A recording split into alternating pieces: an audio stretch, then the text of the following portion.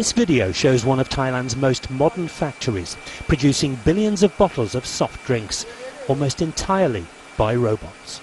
Robots never get tired, sick or need meal breaks. The plant's a flagship of the Thai government's digital policy, Thailand 4.0, which has a target of 50% of manufacturing becoming automated within 5 years. But in the past, this type of work would have been done by hundreds, if not thousands, of employees. Workers' organisations are concerned the march of progress could lead to an unemployment crisis.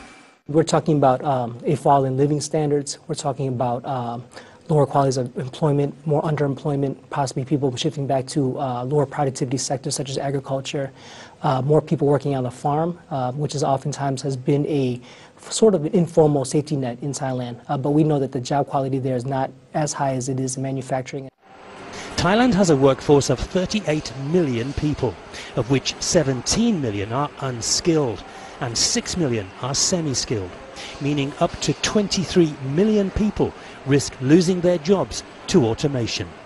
It's a similar situation across Southeast Asia. Robotic manufacturing is also being introduced in Cambodia, the Philippines, Vietnam and Indonesia. These countries prospered and attracted investment by offering cheap labour. But if labour is no longer required, that advantage is lost. Labour organisations are warning that countries where before low-skilled jobs were readily available could become places of mass unemployment. Almost all low-skilled jobs could be automated.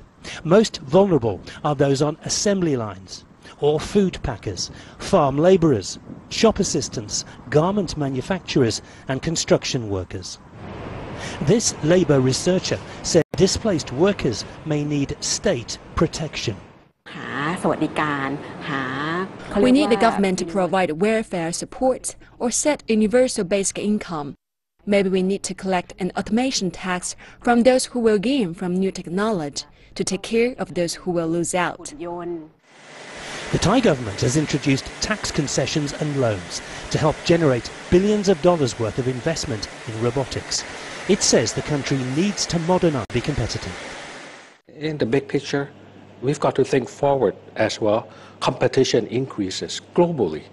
Now, if we don't change, we don't bring in new technology, eventually everyone will be affected, no matter at what level you are in terms of the labor force.